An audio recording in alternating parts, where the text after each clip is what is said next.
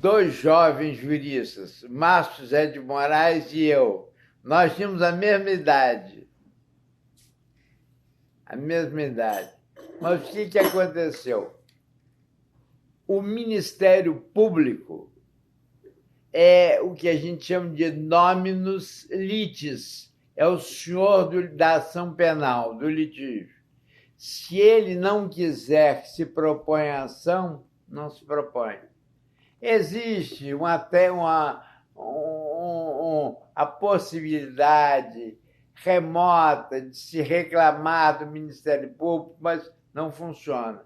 O Ministério Público, diante de um fato, se ele entende que o fato não é crime,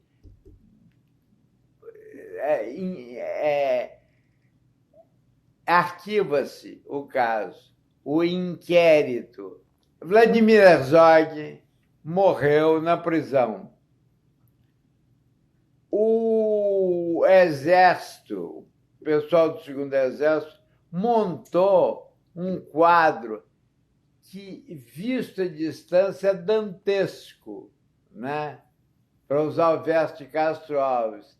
Era Vladimir Herzog se suicidou com o cinto do macacão de prisioneiro.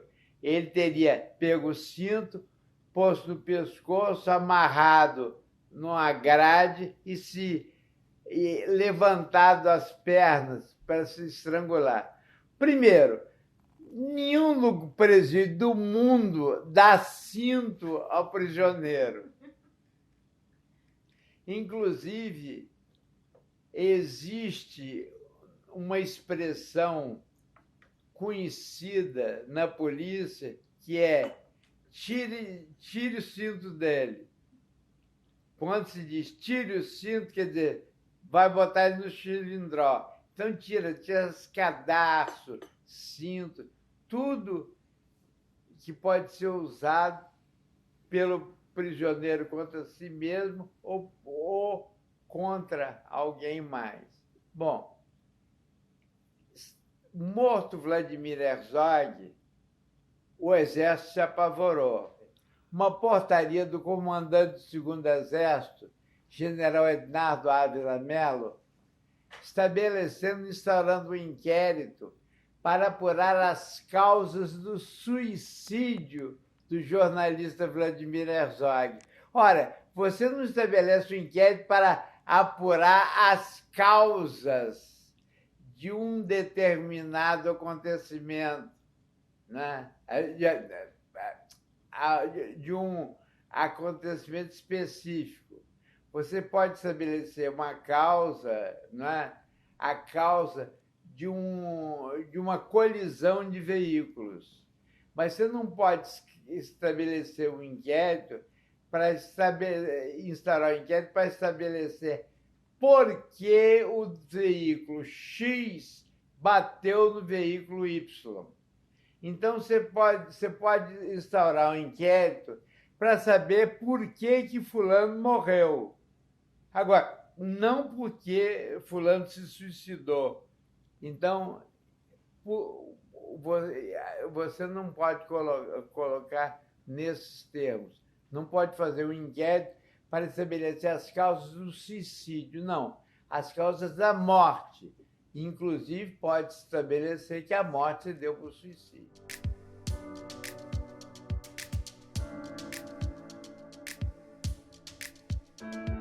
Se montou um inquérito, esse inquérito, e o Ministério Público Militar pediu o arquivamento, dizendo que houvera um suicídio. Vladimir era judeu, tinha trauma de guerra atávico, e ele não suportou a prisão e se matou. Foi essa a versão oficial, e essa versão levou o Ministério Público a pedir o arquivamento do inquérito, e acabou. Acontece que o advogado criminal contratado pela viúva de Herzog, Clarice, chamou Clarice e disse: Heleno Fragoso, que era o maior criminalista do Brasil e do mundo, um dos maiores do mundo, chamou Clarice e disse: não tenho mais nada para fazer. Ela disse: mas não é possível.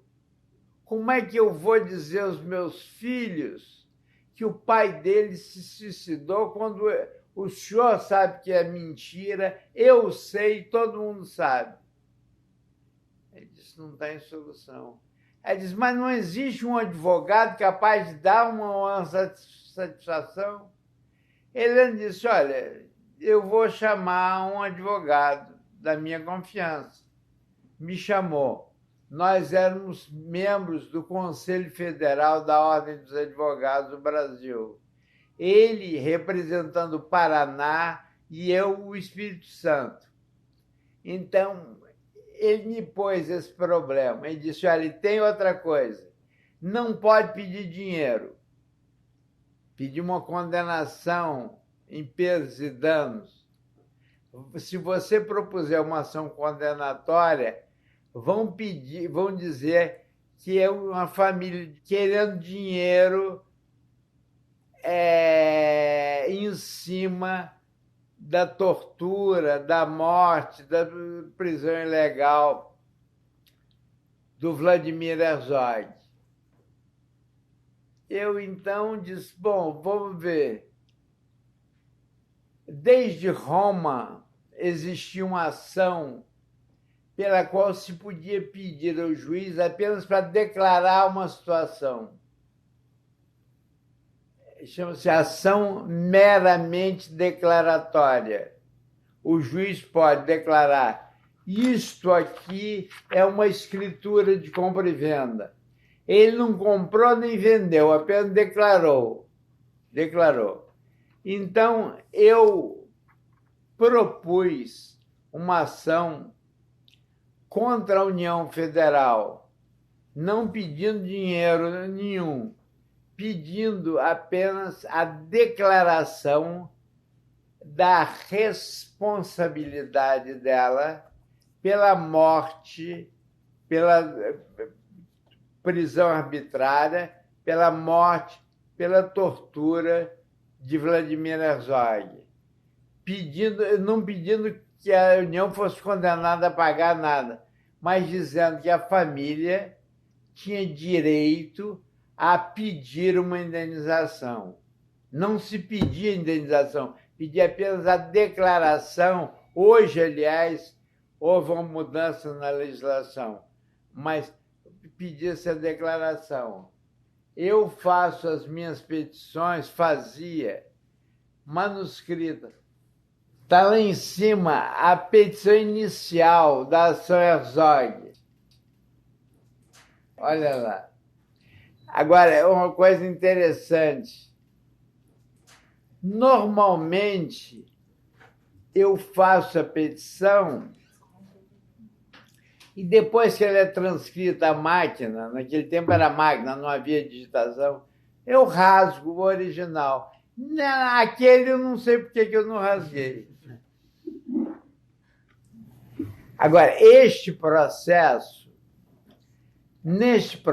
nós fizemos uma prova gigantesca da tortura no Brasil. Uma outra testemunha disse ao juiz Gildásio Vestim Cossenza: doutor juiz, havia um momento que eu rezava para que me dessem choque no nariz, porque com o choque eu desmaiava, e desmaiando eu descansava um pouco. O juiz começou a chorar. E há lances terríveis. Sabe-se que quando há suicídio por enforcamento, há um acúmulo de sangue nas nádegas do enforcado. Eu, então, levei o judeu que lava, entre os judeus, se lava o corpo antes do sepultamento. Eu levei o homem, o judeu do cemitério judaico, que deu banho no Herzog, para que ele dissesse que não tinha notado manchas roxas nas nádegas. Nós fizemos uma prova abundante, gigantesca, vários depoimentos, mostrando que não houvera suicídio. O que houve foi tortura. O juiz, então, Márcio José de Moraes, chamou a mulher dele. O juiz titular se aposentou compulsoriamente. O Márcio chamou a mulher dele e disse: olha, você é minha mulher, você tem o direito de me pedir para deixar a magistratura, mas não tem o direito de me pedir para mudar a minha consciência. Eu vou acolher a ação Herzog. Ela disse: não, eu estou com você. E veio a sentença que correu o mundo.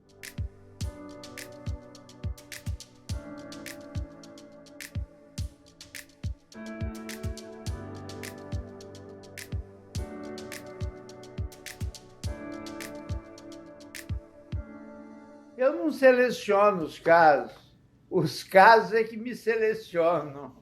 Quer dizer, o sujeito pede uma hora e vem, eu ouço. Se for um assunto que refugia a minha especialidade, eu digo: ali, isso não é comigo. Quem? Eu mando. O assunto é trabalhista, eu mando para um advogado trabalhista. O assunto é penal, mando para um penalista e aí vai. Ou às vezes eu digo: meu amigo, eu não vejo solução para o seu caso. Agora, como eu não sou infalível, eu sugiro que o senhor procure outra pessoa, outro advogado. E as pessoas dizem, e os honorários? É claro que eu cobro pelo meu trabalho, eu vivo disso. Agora, nunca deixamos de prestar assessoria a quem quer que fosse por causa de dinheiro, por causa de honorário. E nunca se deve desprezar a causa por causa da pessoa. Tem que examinar. Mas então os honorários acabam vindo. E você, em último caso, você manda a pessoa para a Defensoria Pública, né? Então, os honorários são essenciais, que retribuem o trabalho da gente. Mas você não pode fixar a advocacia em termos de honorários.